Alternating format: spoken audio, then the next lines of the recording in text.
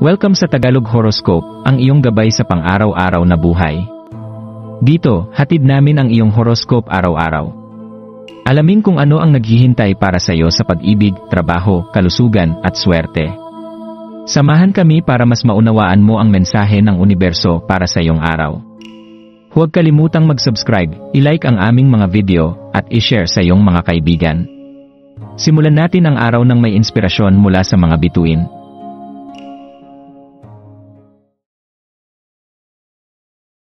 Narito ang iyong pang-araw-araw na horoscope para sa Cancer ngayong Enero 23, 2025, ngayong Huwebes, habang ang mga ulap ay dahan-dahang dumadaloy sa kalangitan.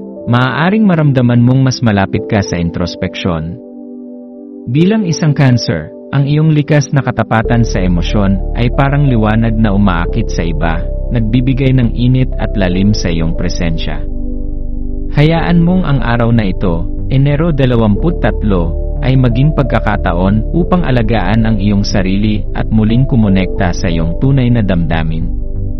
Minsan, ang pagtigil sandali upang makinig sa tahimik na boses ng ating puso ay nagdadala ng mas malinaw na pag-unawa sa ating direksyon sa buhay.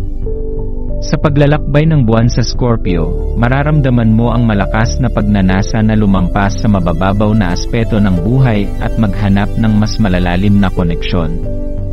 Ang posisyon ng buwan na ito ay nagdadala ng enerhiya ng pagtuklas at pagsisiyasat. Maaaring mapansin mo na ang bigat ng mga nararamdaman mo, lalo na ang mga hindi nalulutas na emosyon, ay maaaring nakaimpluwensya sa iyong mga desisyon. Isipin kung paano ka maaaring gumaan mula sa mga pasaning ito. Maglaan ng oras upang magmuni-muni at bigyang puwang ang sarili na maghilom. Ang mga sandaling ito ng katahimikan ay maaaring maging susi upang mas maunawaan mo ang iyong mga pangangailangan at adhikain. Habang tinatawid mo ang araw na puno ng enerhiya ng ika-negatibo 24 na araw ng buwan, may malakas na panawagan na muling buhayin ang iyong mga nasimulang hilig at hayaang bumukal ang iyong sensualidad.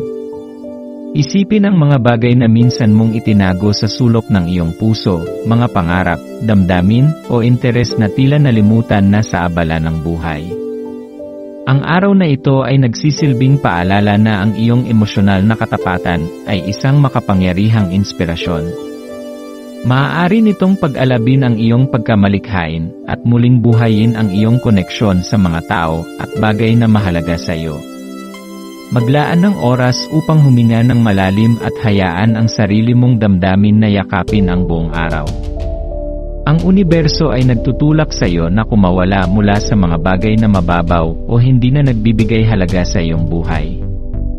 Ang paglaya mula sa mga ito ay nagbibigay daan sa iyo upang maranasan ang mas malalim at makahulugang mga sandali.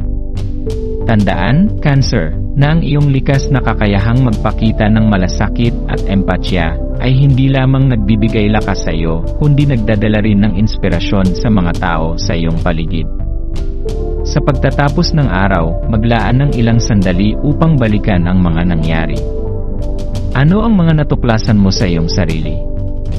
Ano ang mga bagong pananaw na dumating habang hinayaan mong yakapin ang iyong emosyonal na mundo?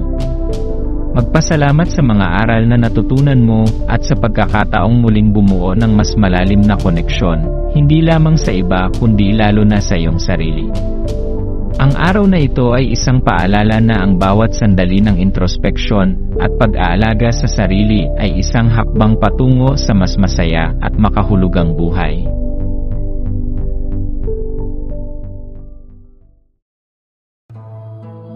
Maraming salamat sa panonood ng iyong horoscope ngayon araw. Naway gabayan ka ng mga bituin sa iyong landas. Huwag kalimutang mag-like, share, at subscribe para sa iba pang cosmic na kaalaman. Hanggang sa muli, manatiling konektado sa universo.